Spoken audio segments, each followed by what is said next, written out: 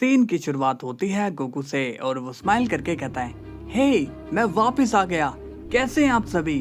Vegeta कहता है, काकारोट तुम यहाँ पर, तुम्हें देखकर काफी ज्यादा खुशी हुई। बीरस भी गोकू को देखकर काफी खुश होता है और कहता है, कमाल है गोकू, तुम यहाँ पर आ गए, क्या तुमने अपने दोस्तों को बचा लिया।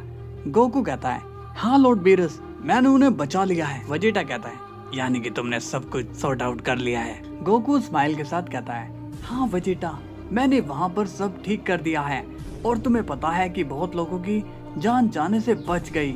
विश कहता है, मैं कुछ समझा नहीं, बहुत लोगों की जान जाने से बच गई, इसका क्या मतलब है। गोकू कहता है, वो क्या है कि वहाँ पर जेस्टर नाम का एक शख्स था जिसने काफी सारे लोगों की बलि चढ़ाने की प्लानिंग कर रखी थी, इसलिए मुझे वहाँ पर उनकी हेल्प करने के लिए जाना पड़ा था। अगर मैं वहाँ पर नहीं जाता तो शायद वो सभी मारे जाते। वेजिटा कहता है, तुमने बहुत ही अच्छा काम किया काकारोट, भले ही और कोई तुम्हारा इसमें साथ दे ना दे, मगर मैं तुम्हारा हमेशा इसमें साथ दूंगा। ये सुनकर बीरस कहता है, ए वेजिटा, तुम ये क्या बोल रहे हो, क्या तुम मुझे ताना मार रहे हो। इस पर वेजिटा कहता है, लॉर्ड बीरस, आप ही तो कह रहे थे कि काकारोट ने बाहर जाकर बहुत बड़ी गलती कर दी है, आपको उस पर काफी गुस्सा आ रहा है, आप में क्या आप सच बोलने की हिम्मत भी नहीं। बीरस शॉक्ड हो जाता है और कहता है, गोकू ये सब झूठ बोल रहा है।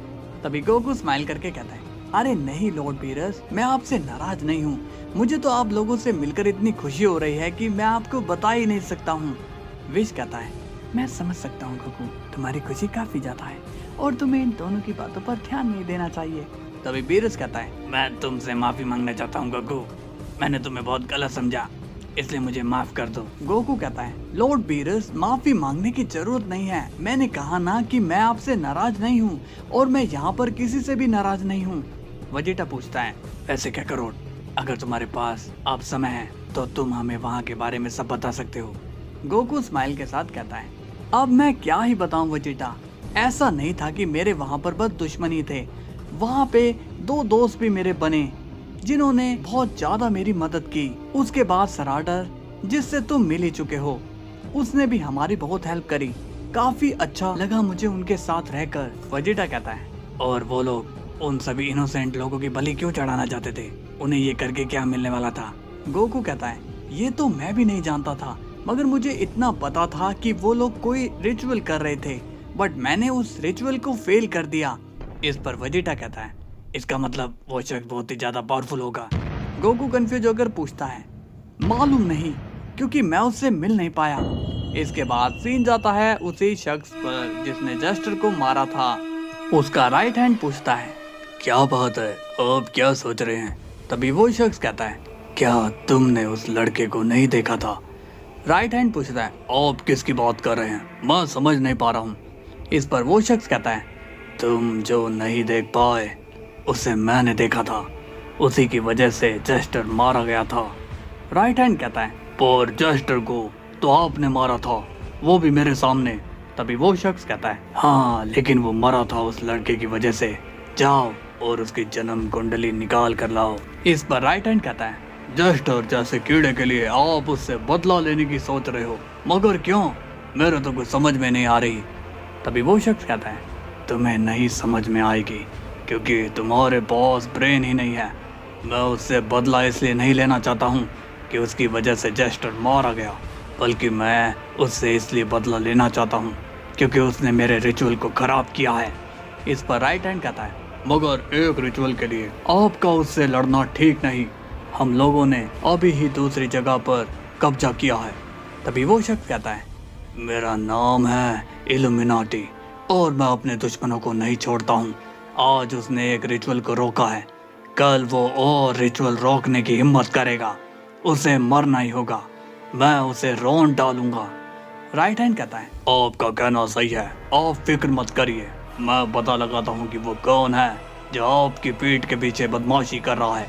इल्यूमिनाटी कहता है, जब वो तुम्हें मिले तो उससे कहना कि अगला रिचुअल मैं उसके वर्ल्ड में करना चाहूंगा और अब मैं आ रहा हूँ उसे कुचलने के लिए। इसके बाद राइट हैंड वहाँ से चला जाता है। अब सीन जाता है मोटार पर और मैसेंजर ने उसे सारी बात बता दी होती है, जिसे सुनकर मोटार काफी ज्यादा हैप्पी हो जाता है और कहता है, इसका मतलब कि गोकू की पावर अब लगातार बढ़ती जा रही है, पहले वो ऐसा नहीं था, पहले उसे सोचने समझने में बहुत समय लगता था, लेकिन अब वो काफी तेज हो गया है। उसने हमें भी सराडर से बचाया था और आज देखो वही सराडर गोकू की हेल्प कर रहा है। ये तो कमाल है।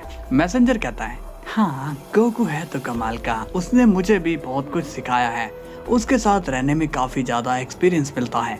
अगर वो दुश्मनों की टीम में होता तो सब कुछ चेंज करके रख देता। मोटार कहता है, हाँ उसकी पर्सनैलिटी ही ऐसी है। लेकिन मैं एक बात जानना चाहता हूँ कि जिसका गोकू ने रिचुअल खराब किया था वो शख्स कौन था? क्या वो गोकू को देख नहीं पाया था?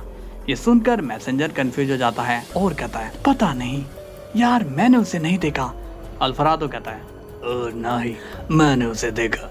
वो हुआ ये कि गोकू ने हमें उसके पास पहुंचने से पहले ही रोक लिया था और हम लोग यहाँ पर आ गए थे। ये सुनकर मोटार कंफ्यूज हो जाता है और कहता है, अगर उसने गोकू को नहीं देखा तब तो सब सही है, लेकिन अगर उसने गोकू को देख लिया होगा तब सब कुछ गड़बड़ हो जाएगा। ऐसे लोग बहुत जल्दी गुस्सा हो जाते हैं। मैसेंजर घबरा कर कहता है, मगर क्यों? ऐसे लोग जल्दी गुस्सा क्यों हो जाते हैं? मोटार बताता है, क्योंकि ये लोग अपने रिचुअल को लेकर बहुत ही सेंसिटिव होते हैं। अगर ऐसे में उन्हें पता चला कि उनका रिचुअल किसी वजह से रुक गया तो ये लोग जान लेने पर आ जाते हैं। ये सुनकर अल्फरादो घबरा जाता है और कहता है, ये तुम क्या बोल रहे हो? क्या इसलिए तो उसने चेस्टर की जान ले ली? मोटार कहता है, हाँ हो भी सकता है, लेकिन अभी तक वो यहाँ आ भी जाता। तुम टेंशन मत लो, उसने गोकू को नहीं देखा होगा। इसके बाद हम देखते हैं कि कूरो मटिल्डा से मिलता है और कहता है, मैं गोकू से मिलकर आ चुका हूँ, वो अपने वर्ल्ड में अब जा चुका है। मटिल्डा स्माइल के साथ कहती है, ये तो बहुत ही अच्छी बात है।